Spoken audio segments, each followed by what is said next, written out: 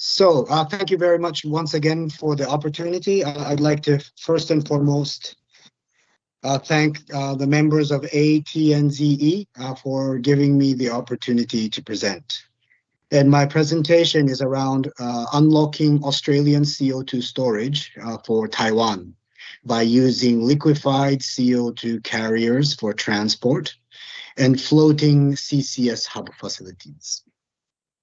So today, what I would like to talk about is why CO2 storage is important for Taiwan and why offshore Australian CO2 storage is important for Taiwan. I will inform you a little bit about our C-Store 1 project. I will touch upon key policy and legislative matters for enabling cross-border CCS, because CO2 emission from Taiwan for storage in offshore Australia will require cross-border policy legislative considerations. And then I would like to summarize with acknowledgements. As Mr. Moore addressed in his remarks, Australia has a lot to offer for Taiwan to assist Taiwan with its net zero journey. One key area which very much relate with our business domain is CO2 storage capacity.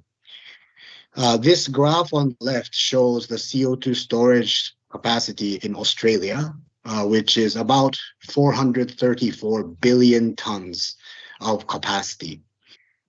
Assuming 270 million ton per annum emission annually from Taiwan, that equates to 1,600 years worth of Taiwan emission that can be accommodated by Australian CO2 storage capacity. So as you can see, Australia has a lot of CO2 storage capacity. What's particularly unique, which is not necessarily just Australian characteristic, is that a lot of the CO2 storage capacity is located offshore, where 69% of the storage capacity is in offshore aquifer storage, and that offshore oil and gas field storage equates to 4%. So 73% of this very big CO2 storage capacity in Australia resides in offshore. On the right, we are showing prospective CO2 storage sites. Both of this information is that provided by the Australian government. And this image on the right is a more recent image by Commonwealth of Australia showing the prospective CO2 storage sites on the west, northwest, and southeast from an offshore perspective, and from an onshore perspective in the Cooper Basin.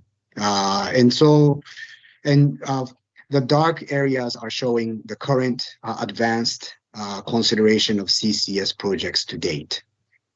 So as you can see here, the key to unlock CO2 storage capacity in Australia, and that for that matter, this is a global challenge, and I think this is for us to unlock storage capacity for Taiwan. All industry players or CCS industry participants must address the key challenge of CO2 storage sites and CO2 emission sources not located close by. So how do we transport the CO2 from the emission source to the storage site? That is a key challenge to fully unlock storage capacity. Our solution, which is born from our opportunity to unlock offshore CO2 storage site, is what we do is we offtake CO2 from industrial facilities, both in Australia and the Asia Pacific. We liquefy it onshore at the onshore emission facility. put it on liquefied CO2 carriers. And we have one CO2 floating storage and injection hub facility, which will be floating right above the CO2 injection site offshore. And all of the CO2, liquefied CO2, will bring the CO2 to this floating hub facility.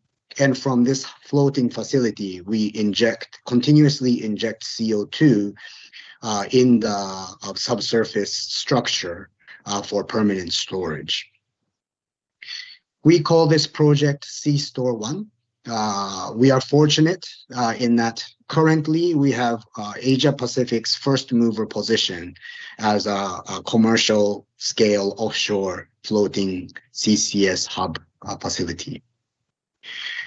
Because we're carrying CO2 by ship, we are not tied to certain emission sources. So we can offtake CO2 from Australia, Taiwan, Japan, Singapore, anywhere from a facility where they are located relatively close to coast, so that we can use the existing ports and jetties, and that will help reduce the cost of loading the liquefied CO2 onto ships. So uniqueness of our C-Store 1, multi-user based. We talked about how compared to pipeline projects, we are not tied to certain emission sources. So the distance of CO2 injection site can be anywhere between, I would say, 200 kilometers to as far as, offshore Australia to Taiwan or Japan. Because there are many analyses done on the break-even point of transport of CO2. Similar to natural gas, at a certain break-even point, shipping of CO2 in liquefied form becomes economically more viable than pipeline. We consider a 200-kilometer benchmark, where if the emission source is over 200 kilometers away from the injection site, it makes sense to liquefy and ship. And so long as the CO2 is liquefied, we can receive from anybody. And that's why we call our concept multi-user based. The second point of minimal pipeline distance, because the floating structure that continuously injects CO2 is floating, and because the liquefied CO2 is transported via ship, it doesn't really require pipeline. So that is a key benefit from a land access perspective. The third point also ties to the minimal pipeline distance because our concept reduces residual value risk. Because the floating hub facility and the liquefied ship is floating, in situations where the injection site is not performing as planned, we can relocate the floating hub facility and the ship to other locations for use. And hence, that reduces your residual value risk compared to a big pipeline-based project where once you put in the capex, it's sunk. And if you have issues with injection site performance, you're stuck because you cannot move the pipeline. And the third is our C-Store 1 is replicable and scalable for offshore injection sites. This can be done in Australia. We love Australia because of the stable jurisdiction in terms of the policies. CCS legislation is very well established, and it also has very good injection sites. That said, we know that Taiwan has good potential offshore CO2 injection sites, and hence, if that technical concept, economics, commercial matches, our C-Store 1 development concept can be deployed in offshore Taiwan as well. And for that matter, it can be deployed anywhere on offshore CO2 injection site opportunities. A little bit about the status of development. We are in phase 2 of our project. Our company deploys a 5-stage project development phase. 1's feasibility, 2 is pre-FEED, 3 is FEED, front-end engineering design, phase 4 is EPC, and phase 5 is operations. So we are currently in phase 2. To date, we've finished the high-level feasibility assessments. We've obtained, thankfully, we have been awarded $5 million from the Australian government for the progression of our project. We also have an agreement executed with Nippon Steel Corporation, that's Japan's largest steel producer, to negotiate terms to offtake up to 5 million ton per annum of CO2 from Nippon Steel Steelworks in Japan to bring to C-Store 1. So from a CO2 supply perspective, we have a good potential anchor supplier that can underpin several of these projects. And we are also in discussion with many other major CO2 emitters, both in Japan, Australia, and we look forward to having these discussions with Taiwanese CO2 suppliers, etc. So from a procurement of the injection sites, thankfully, the Australian government has commenced the release of greenhouse gas acreage. So this is the acreage or permits required to inject CO2. They have started the open bidding of those acreages from last year to the private sector. So we have been participating in that, and for that we partner with a company called JX Nippon Oil and Gas Exploration Corporation. They're the major Japanese integrated oil and gas company. So we jointly bid for acreage to develop them into commercial scale CCS projects such as the C-Store 1. So CO2 supply identified, but we certainly look for more injection sites. We're bidding with oil and gas companies. So that's where we are. So our current focus is to complete our phase 2 pre-FEED work, which is to commercially and technically mature the project. The second key activity is to obtain the greenhouse gas acreage, the permits for CO2 injection activities, and then fundraising for phase 3 because FEED investments will have a step change in investment requirements.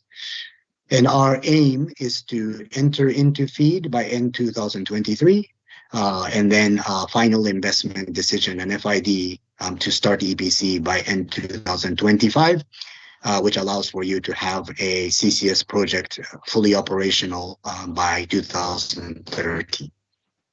So that is our development timeline. I'm going to switch gears a bit and talk about the policy and legislative matters for enabling cross-border CCS. There are 2 key points that Taiwan will need to consider, and Australia as well, for Australia to offer its CO2 storage to Taiwan. First point is the bilateral arrangement. Key point is the confirmation and allocation of responsibilities for cross-border CCS between Taiwan and Australia, consistent with applicable international regulations.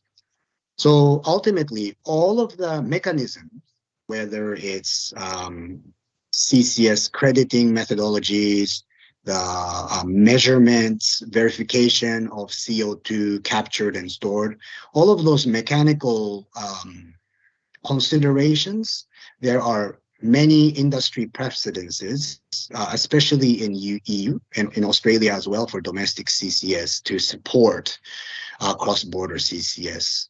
But what is key is for Taiwan and Australia to decide. For example, if I were to receive CO2 in Taiwan from a major supplier, we liquefy it and bring it to Australia, how much of that CO2 that we have off-taken and stored from Taiwan counts as Taiwan's CO2 reduction versus Australia? That will likely be a negotiated outcome between Taiwan and Australia. And hence, that is a key negotiation point that we need to seek help from the relevant government agencies, etc., to resolve. Once that is confirmed, all of the associated allocation of responsibility, etc., still need to be negotiated, but I would say is a secondary priority because there is lots of precedences that exist to safely and in a fair manner allocate that risk and responsibility. So that's the bilateral arrangement side. And the second point is economic incentive for cross-border CO2 transport. We as Deep Sea Store have solved half of that puzzle because our key marketing pitch to CO2 supplier, we say, CO2 suppliers, please determine a delivery point of CO2. From that point on, we will offtake the CO2 and we will receive a fee for offtaking your CO2. So the negotiation of fee becomes a key part of the long-term offtake arrangement that we will propose to execute with a Taiwanese supplier. That relying on that price alone to enable CCS will likely make the price for the CO2 offtake be high for Taiwanese suppliers to agree. So what we ask for from the respective governments when we consider cross-border CO2 transport is to seek allocation of carbon credits for the activity of CCS. And in the case of connecting Taiwan and Australia, for that whatever portion of CO2 reduction that counts for Taiwan, we seek from the Taiwanese side for carbon credit allocation, and whatever counts for Australian CO2 reduction, we will need to seek the application of ACCUs, which is the Australian carbon credit units, to be applied for our CCS activities. And in Australia, CCS activity is already considered ACCU creditable project. So it's this cross-border consideration that needs to be settled. And again, what I really want to emphasize here is the precedence is ongoingly being set by the EU. So all of the mechanics and the framework exists. So I think it requires persistence and the will by the respective governments as well as the project proponents to have these in place. This is a discussion I ongoingly have with the Australian government, Japanese government, and other governments when promoting cross-border CO2. We say we don't need it now, but if we want a project by 2030 operational, we need these policy legislative matters addressed by end of 2025 because each of these commercial scale projects, the EPC duration takes anywhere between 3.5 years to 5 years. So if you back calculate, we need this matters addressed by end 2025. So in conclusion, Australia has strong potential to unlock significant CO2 storage capacity for Taiwan's net zero aspiration. As I have shown you, the liquefied CO2 carriers and floating CCS hub facility can address the key industry challenge of CCS in relation to proximity between the CO2 storage sites and CO2 emitter sources. And finally, support for bilateral agreements and allocation of carbon credits by both Taiwan and Australia are needed for enabling cross-border CCS of CO2 from Taiwan to Australia. I'd like to leave an invitation to all those attending the forum today that we invite engagements with CO2 suppliers and other CCS stakeholders of Taiwan to enable cross-border CCS projects for Taiwan and Australia. And we can also help with domestic CCS projects in Taiwan in the sense of unlocking Taiwanese offshore CO2 storage sites for Taiwanese CO2 suppliers.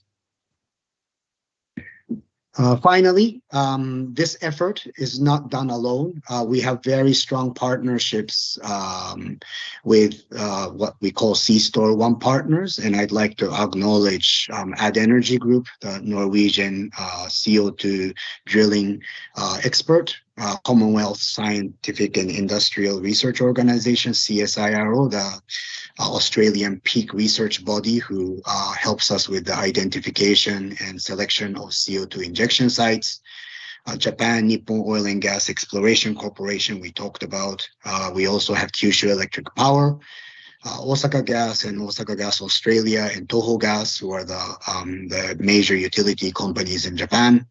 We have Mitsui O.S.K. Line, who are the largest cryogenic gas ship owner operator in the world, and the French EPC giant Technip Energies, who all help in their many ways to help us deliver the project. So I acknowledge their contribution for the development of Asia Pacific's first offshore CCS hub projects. Thank you. So with that, perhaps I will stop and I'm going to get out of the presentation mode and I am happy to take any questions that people may have.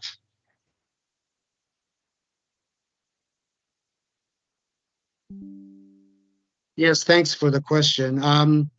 The target CO2 pricing range for imported CO2 from traditional energy markets in Asia is between $70 and $100 US per ton. That includes onshore liquefaction, but not CO2 pretreatment onshore. But it includes everything from onshore liquefaction all the way to bringing CO2 to Australia. In terms of future trends of cost reduction, there are several areas of cost reduction expected. First is, as a few of these projects come out, the design efficiency of the CCS value chain is expected. The second will be the manufacturing efficiency associated with series of projects being developed. And thirdly, as the CCS industry matures, in our case, because the facilities are floating and reusable, the reuse of facility will drastically reduce the CapEx requirements for conducting second, third projects. Yes, thank you very much for the question. There's a couple parts to your question. First, in terms of monitoring requirements, yes, once CCS project become operational, there will be a constant monitoring requirement to ensure CO2 seepage does not occur. The monitoring obligation will continue after project finishes because as part of the legislative understanding between private sector and Australian government is that private sector will need to demonstrate that after project is complete, there is a monitoring period of approximately 15 years to confirm that there is no CO2 seepage. And based on that, we can transfer the permanent sequestration obligation back to the Australian government. In terms of earthquakes, it's hard to monitor earthquakes on a constant basis, but what we will do